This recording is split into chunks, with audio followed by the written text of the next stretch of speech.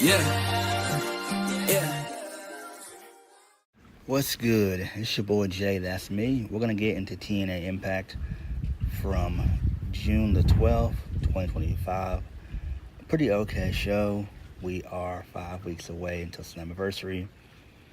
We don't really have any match announced except for one, which is Moose and Leon Slater for the X Division Championship. And everything else is kind of up in the air, but we can kind of see where things are going pretty much. So we kicked the show off with Mike Santana. He's showing outside the building. So he's then stopped by Santino Marella. He reminds him that he's still suspended.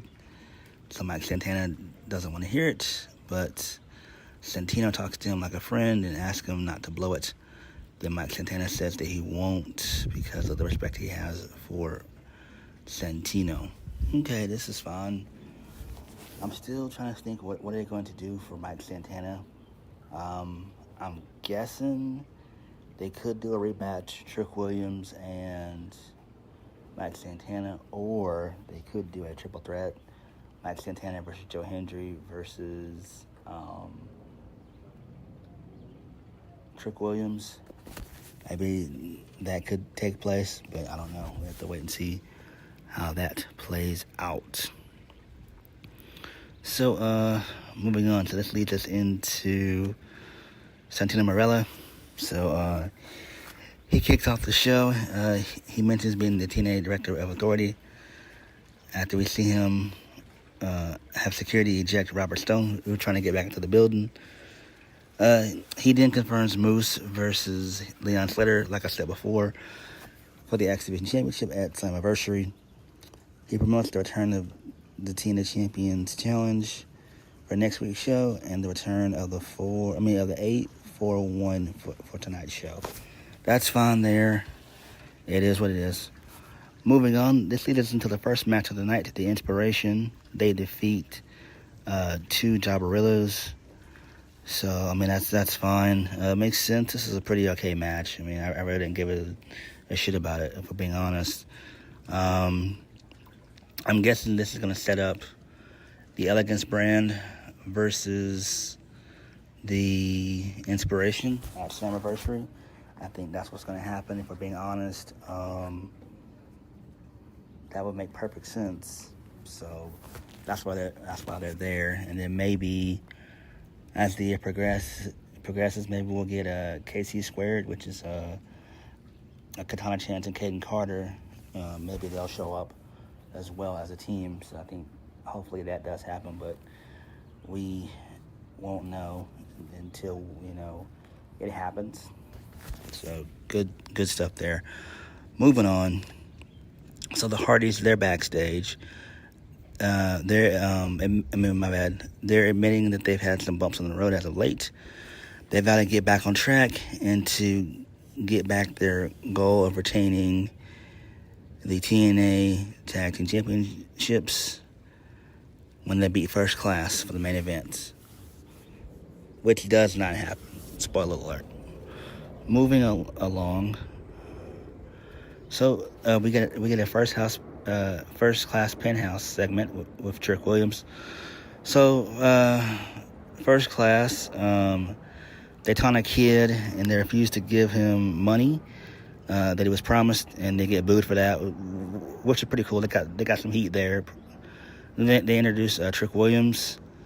They defend themselves for turning on TNA while trying to help an outsider win the title, and then Trick Williams tells them that they're all right for a couple of light-skinned brothers in his book. I love that. That was pretty good shit there. Really cool stuff.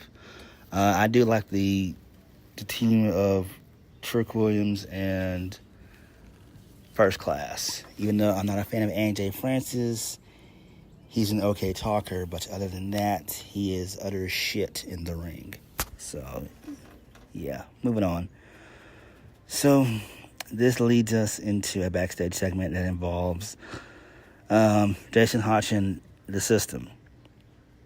So, the System, they walk up to Jason Hotch backstage. Moose tells him to take out Leon Slater in their match tonight. Brian Myers says there's no leader in their group, and they're all equal. Eddie Edwards says if he takes out Leon, they might think about taking him in. The Order 4, they come in, and they leave with Jason Hotch. The System find Matt Cardona, and then they challenge him and a partner to a match. And then him and Brian Myers have a little face-off, and I don't give a single fuck about this shit. Again, this is the problem with TNA. Please get rid of the System. Get rid of Sami Callihan, Eric Young. I keep saying it week after week after week. The problem with TNA is their roster. It is not the storylines and stuff. It is the roster. The fact that Eric Young and Sami Callihan and all these other guys are still on the roster is a fucking shame. It is. It's a shame. If Scott D'Amore wants to poach talent, poach all the talent that don't need to be there. Seriously. Please do it. Quick, fast, in a hurry. Because it would be a lot better.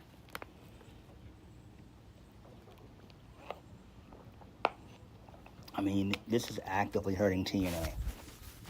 Actively hurting TNA. Again, TNA needs to move on from these people. Move on from these people. They're not going to make you any more money. They have been there for years. Same thing goes for Frankie Kazarian. It's just move on from these people. Bring in WWE guys and girls that you can get. Also bring in people from AEW that you can get. And then bring in people from the indies that you can get as well. It needs to happen. Moving on. So, then we get a backstage. Well, no, then we get the weekly TNA injury report.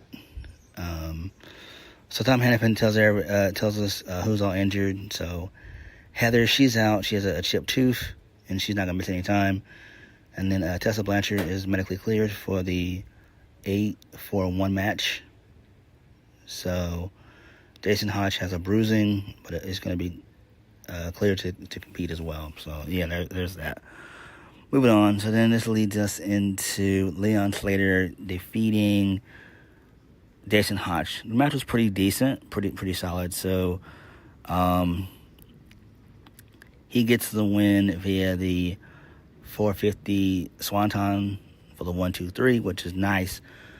Hopefully TNA can make good on their promise by having Leon Slater be the youngest X Division champion. That would be great. He's only 20, so that makes perfect sense.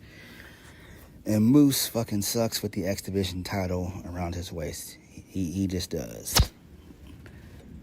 And I think once Leon Slater becomes champion, then maybe we should see guys like Riley Osborne and Oro Mensah come in as well.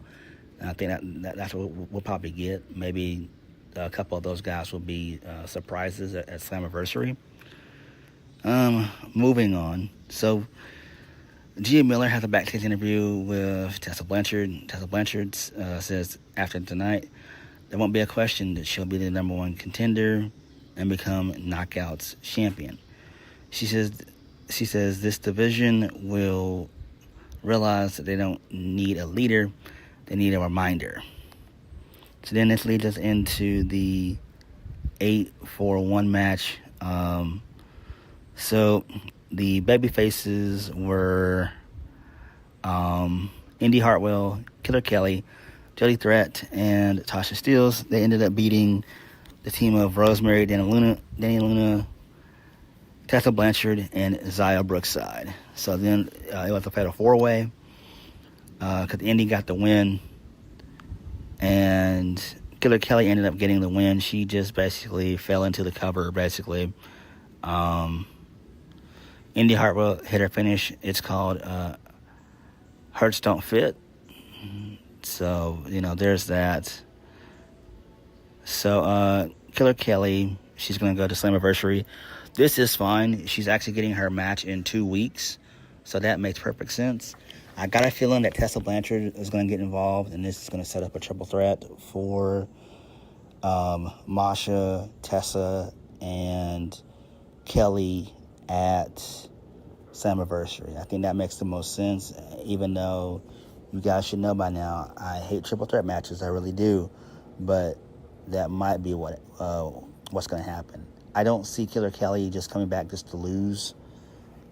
Again, I think that's what they are going to end up doing anyway. To me, that makes the most sense. So, there's that. Moving on.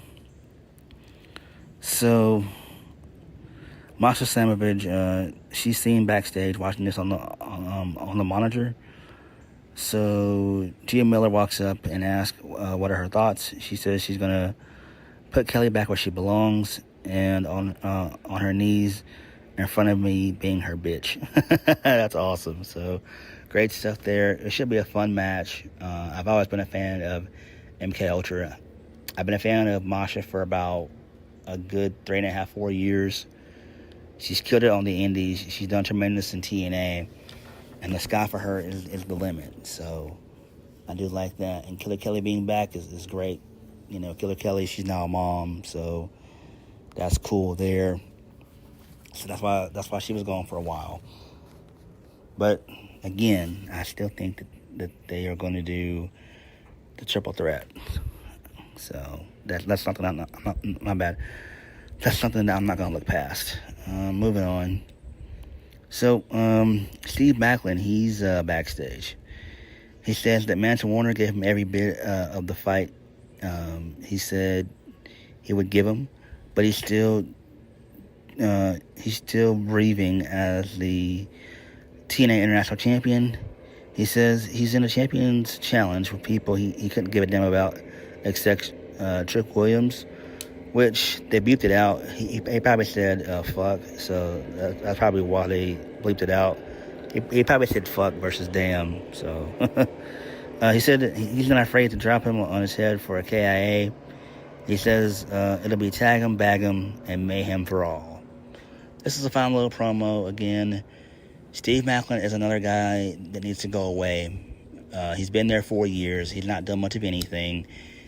He was only a one-time TNA World Heavyweight Champion. He only held it for about, 54, 55 days, and that's it. So, I don't get it. He acts like he's Mr. TNA. He's not. So, whatever. I don't really care. Moving on, Step DeLander and Manson Warner, they come out. Step says that Manson Warner was screwed, and the only one who does any screwing around here is the two of them. Manson Warner gets pissed off at a stagehand.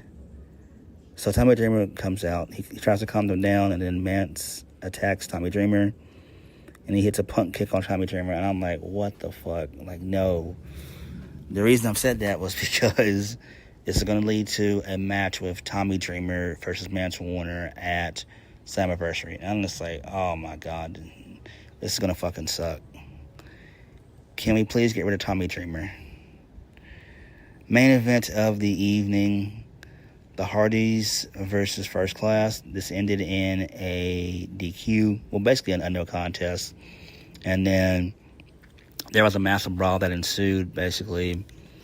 And then Leon Slater took out everybody. All the heels. And then all the baby faces, they celebrated. So Joe Hendry, Leon Slater, the Hardys, and Elijah, they all celebrated because Trick Williams got involved in the match. So this makes perfect sense. Again, I have no idea what Joe Hendry is going to be doing at Slammiversary. We don't really know. I think that Joe Hendry is probably going to end up leaving TNA before the end of the year. If not, he'll definitely leave early next year. So, between, I would say, January and March of next year.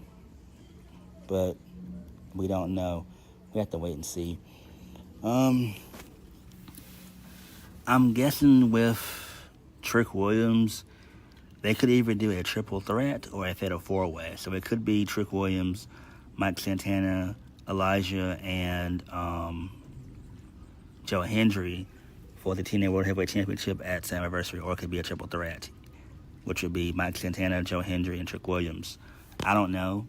Again, Slammiversary is going to be in New York, so I wouldn't be shocked if Santana wins there. I think it's in Long Island, but I think they are going to go with Mike Santana leaving. with Mike Santana winning. And also, apparently, WWE, they've got their eyes on Mike Santana. They kind of want him, but, you know, it is what it is. My bad. And if he ends up going to a WWE, mainly NXT, it'll be fine. Because Mike Santana needs to be in NXT. I feel that TNA, there are guys up there that they can use to make the guy and be the guy. They definitely had one in Hammerstone, but Hammerstone didn't work out in TNA, and then he's just on the indies, so it is what it is. So whatever. But TNA was okay. But what did you guys think? Like, comment, subscribe. Peace.